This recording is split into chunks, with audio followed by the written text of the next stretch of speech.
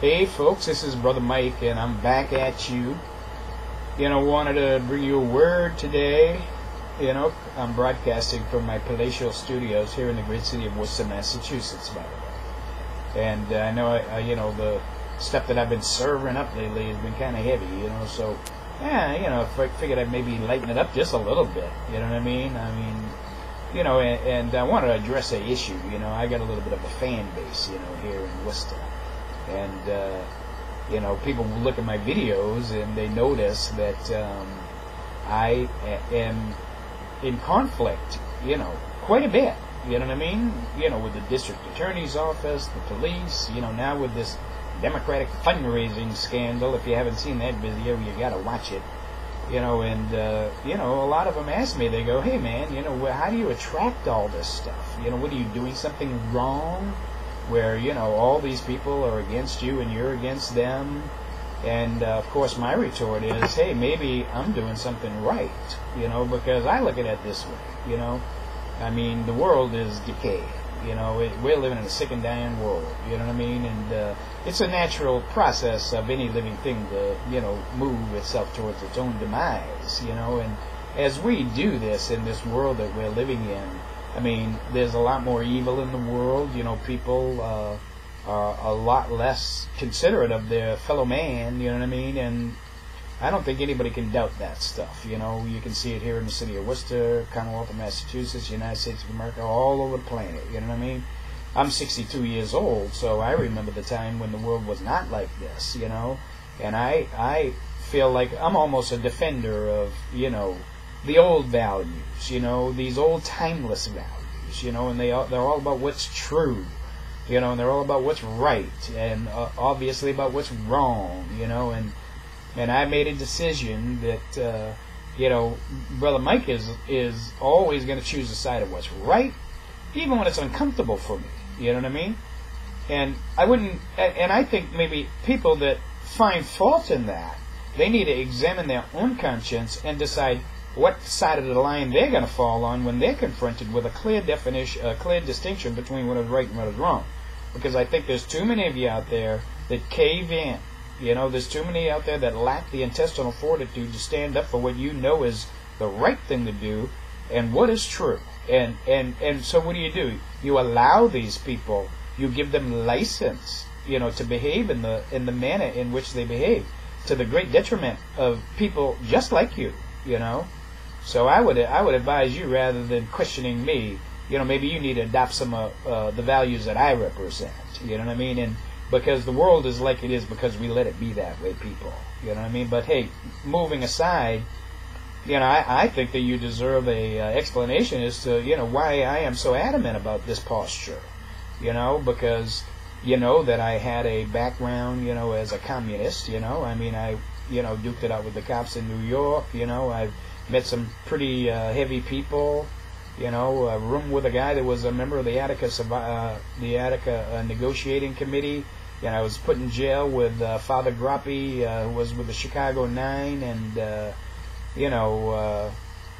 stood up for what I believed in, in my opposition to the Vietnam War, and even incarceration. I think probably the biggest issue that we have today is the incarceration rate in America. I think rather than punishing people in the legions that we do, we need to spend a little bit more time restoring them to right relationships with the communities in which they live through a restorative justice approach. But anyway, I'm going to get to the essence of, what caused me as a young man, to kind of make this flip, you know what I mean, and adopt this, what I call a courageous lifestyle, and it happened to me. I was in the little town of Marshall, Minnesota.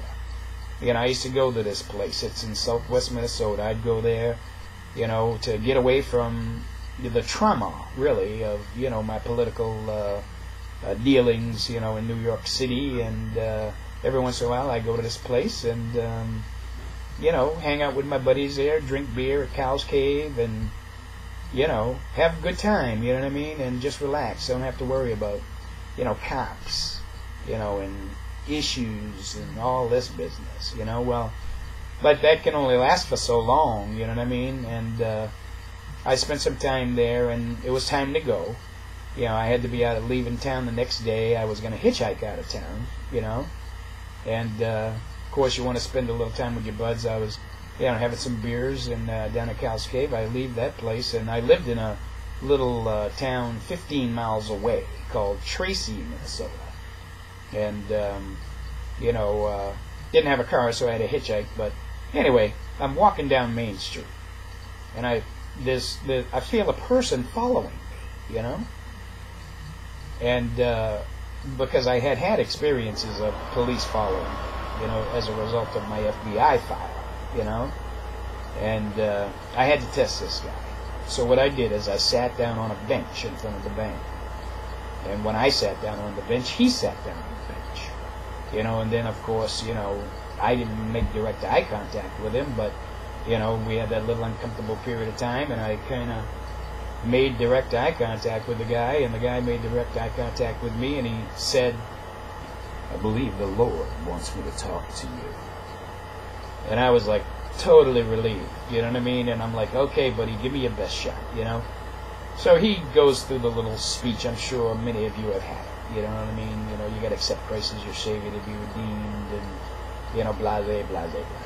Okay, yeah, good, nice speech, and get to talking, tell him I live in Tracy, and he offers me a ride.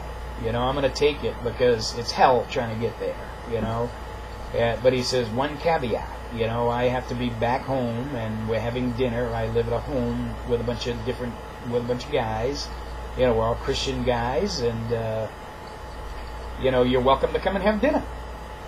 So I'm like, sure, and, we had dinner, we sat down, and of course I made that classic mistake of, going for the food, before the prayers were being said, because they had to pray over the food and all this, But the good thing is they had Schwann's ice cream, after dinner. That was the best part of it. But anyway, guy gives me a ride home, right?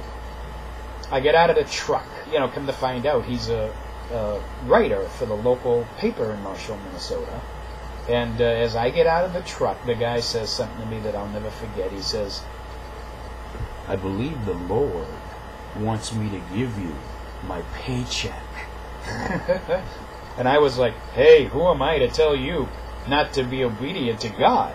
So this guy signs his paycheck over to me, gives it to me, $186, right? And I'm on my way to Massachusetts the next day, and I'm hitching, so I figured, hey man, when I get to Massachusetts, I'll just take this check and deposit it into a bank account and have me a little bank account started, and be a responsible person when I get back to Massachusetts, So I take off the next day hitchhiking, right?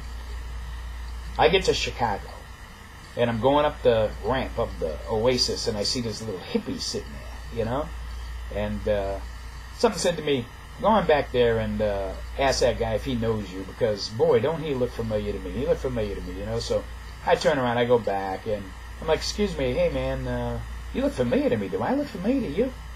He goes, "Nah, you don't look familiar to me." I'm like, "Well, where you going?" He's like, "I'm going to Randolph, Mass." I'm like, "Hey, I'm going to Brockton, next town over." So, we decided to hitch together.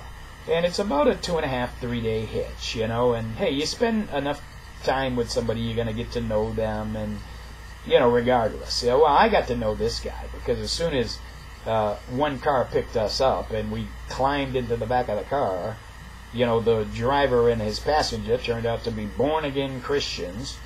And of course, my born-again Christian, had to do the born-again Christian thing with him. Oh, praise God, hallelujah, and I'm like, oh my God. I got to listen to this stuff, but I wanted to be polite, you know what I mean? Everybody's entitled to their beliefs, and but it was very uncomfortable for me, as a communist, you know what I mean? I just felt these people were, being duped, you know what I mean? The opiate of the masses thing. Well, anyway, that happened really a couple of times, and every time it did, it was just a same duplicate of the feeling, very uncomfortable for me, Well, anyway, moving along, that evening darkness started to descend, and it was summertime. It was nice out, and where we going to camp? I had a tent, he had a sleeping bag, I had a sleeping bag. We were both equipped for the road, but didn't really need the tent, but we found this nice grassy spot, and we're sitting there talking, blase, blase, and there's a residential neighborhood not very far from there. You could see the houses through the trees, you know what I mean? And so these boys, I guess they were kids in the neighborhood, how teenage boys are, and they kind of walking around looking for stuff to do, and kind of bumped into us, you know what I mean? And of course we were probably the most fascinating people that they had met in a long time, that was back in the hippie era, probably 1973, when you had a little respect. You got respect from people. You weren't like a bum. You were like a alternative lifestyle person. You know what I mean? And they wanted to talk to us, and of course this gave the Christian guy, his entree, to just go ahead and pontificate. You know what I mean? And he starts in.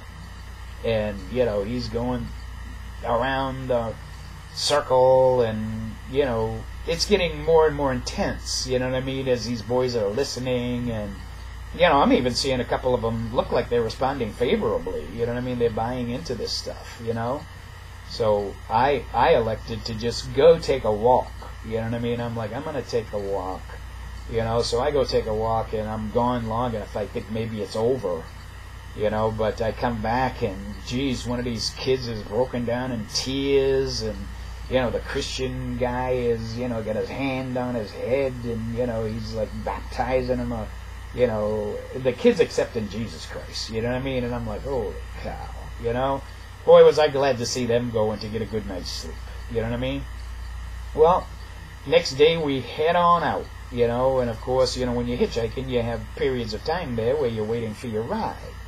And like I said, if you spend enough time with people, you start talking about stuff, and inevitably one of the things you start talking about is your family, And we started talking about our families, And I've got a twin sister. Her name is Michelle. We call her Shelley. And at that time, she was living in Laguna Beach at a Christian commune. It was during what they called the Jesus movement. And my sister had found Jesus, and she was living with a commune full of people in Laguna Beach, And I was like, well, when she gets home, we can get her out of that stuff fast enough. A couple of joints, and, she'll be all right. You know what I mean? But anyway, we start talking. And I'm talking about my sister, because she's my twin, And I'm like, yeah, I got a sister, Shelley, And the guy stops me, and he goes, Shelley? He goes, is your sister's name Michelle? And I'm like, yeah. And he's like, oh, wow. He's like, is your sister's name Michelle Morris? And I'm like, yeah. He goes, hallelujah. When I left Laguna Beach, California, I gave your sister the kiss goodbye. And I was like, what? Because he had the name right. You know what I mean? And I was like, this is odd. That I should just bump into this guy. And he had the town right. You know what I mean? That was coming from Laguna Beach, California, going to Massachusetts. He was a Christian. And he knew my sister. I'm like, what's the odds of that? Anyway, I get over it. We get down the highway. Keep moving on. We were in Buffalo, New York. We got to Buffalo, New York. He's out of money. We're at a roadside rest place, with the restaurant and all that, and the gas station. Big old gas station. Gas station had like 24 pumps, And we're sitting up in the restaurant, saying, what are we going to do? I'm hungry. You're hungry. You don't have any money. I don't have any money. What are we going to do? And I was like, hey, I got this. I told him, well, I got this check. This guy gave me in Minnesota. But I don't have any ID, because back then it was nothing to travel without ID. You know what I mean? And it's a two-party check. And it's out of state. And nobody's going to cash it. So he's like, how do you know if you don't try? And I can buy that, you know what I mean? He said, let's go on down to the gas station, see if they'll cash it. This is like 1973. They didn't have the credit cards back then, you know what I mean? And Yeah, so we wander on down to the gas station. You know, my little hippie friend and me, the Negro with the afro, you know, that's like out to here. You know what I mean? And we're going to try to cash this check from this white guy in Minnesota. You know? So I give the guy the check. Guy looks at me, looks at the check, and he's like, no way am I cashing this check. You know, and I'm like, see, I told you. You know, the Christian guy goes, hold on a minute. He grabs the check out of my hand, you know, takes a couple of steps back, and I see him over there, you know, like hovering over the check, you know, as if I said, you know, all this language, you know what I mean? And then he gives it back to the guy, and he's like, you can cash it now. It's been blessed. And the guy takes the check, and he cashes it. I'm like, holy crap. You know, we go up to the restaurant, you know, order, you know, enough food for a condemned prisoner. You know, we're sitting there eating. Even bought food for this other guy that didn't have any food, you know. And, hey, everything's going along great, you know what I mean? We hear this explosion. And when I say explosion, I mean like a nuclear bomb went off. Look out the window. There is a mushroom cloud rising. I mean, the gas station was kind of like down a slope. You know, so you couldn't see the gas station or anything, but you could see this ball of fire rising from where the gas station was located. And, of course, all these people, you know, you started getting all this activity, you know, people running. So we, you know, followed the crowd, you know what I mean? And there it was, man. Get outside, gas station is on fire. Honeymoon couple pulls up to the pump. They get out of the car to stretch their legs. Guy puts the gas hose in the back of in the hole. Car blows up, you know, ignites the pumps. Flaming chunks of canopy are raining down on the whole area. You know, the canopy's on fire. You know, everybody that works at the gas station is like running around trying to get the cash out of the cash box. You know what I mean? This is when all the transactions were cash. You know what I mean? Honeymoon couple standing over there, all they got is the clothes on their back. You know, everybody's hovering around them. They're weeping. Their car is like melting. You know, everything they own is in it. They have no money. And people are giving them money. Hey, I gave them $5. You know what I mean? And it's a scene. I mean, it's like a calamity. It's like the end of the world, you know. And you can imagine, you know, what it was like. And so in the midst of all this turmoil and all this chaos and carnage and flaming wreckage, you know, through the crowd comes, and I recognize him as he's processing his way towards us, the guy that cashed the check, you know. And he makes his way through. He comes up to us. He's standing right in front of us. The man has tears running down his face. He's not even paying attention to me, you know. And he looks at the Christian guy. And he throws himself down on the ground at the feet of this Christian and wraps his arms around his legs. And he starts sobbing these words: I want to know Jesus. I want to know Jesus. Over and over again. And I'm like, what the hell is going on here? You know? And then he tells us, he says, I was the guy that was pumping the gas when the car exploded. I would have died in the fire if I hadn't have cashed that check. And he's like, oh, you want to know Jesus, you know? And I'm like, hey man, I'm going to tell you, this is when Brother Mike's life really started getting itself together, because I had a mental phenomenon occur that has never happened to me since, or never happened to me before. It was like I was in present time, and all of a sudden I was traveling back in time.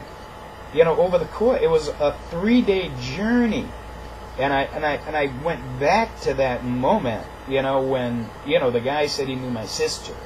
You know, I got back to the moment. You know, when he did things with the boys.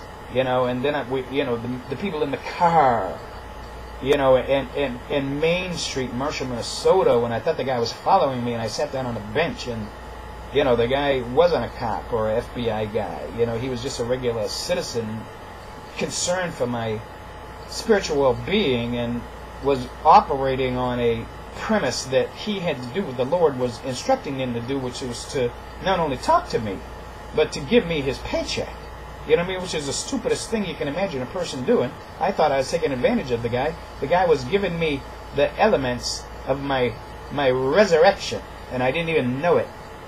And as soon as I got back to that bench, everything flipped around, and I was traveling like at the speed of light back to present time, and bang! You know, I'm sitting there, you know, in the midst of this chaos at this gas station, and I could come to no other conclusion but that there, one, is a God, and two, this God has total mastery over matter, energy, space, and time, and three, he can do anything he wants to do, including take a communist and turn him into a believer. Hey man, it took me a good 2-3 years, you know, to come into the fullness of my belief in Christ. You know what I mean? Because in the Bible it says that first Jesus says no one comes to the Father but by me. You know what I mean? We don't get to God but unless we go through Christ. He is the truth, the light, and the way. You know what I mean? But no, we don't get to Jesus unless the Father draws us nigh. He said nobody comes to me unless the Father draws them nigh. You know what I mean? So I didn't come out of some kind of religious background. You know, I didn't come out. I was a Catholic, but I had forsaken the Catholic religion a long time ago. You know, I didn't believe in any kind of religion, which was probably a good thing, because this thing that I came to believe in is not a religion. It is a phenomenon of God-seeking man, and man, you know, knocking at the door of your heart and saying, "May I come in?" You know what I mean? And I was like, "Yes, please come in." You know what I mean? And he did a tour de force on my life. You know what I mean? It took about 3 years, but he got me out of what was a sure path to my own destruction and put my feet on solid ground, and since then I have been moving further towards becoming more perfect. You know, never will be perfect, you know, I know this, you know, but you know, adopting, you know, we conform ourselves to our parents through obedience, you know, and that's why a lot of children act and even look like their parents, you know, because they've been conformed to their parents through obedience, you know.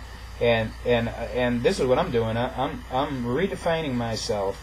I'm adopting the image of God, you know, in who I was made through obedience to His Word. And I think this is the reason why I get myself into these situations, you know, because when God calls, I have to answer. You know what I mean?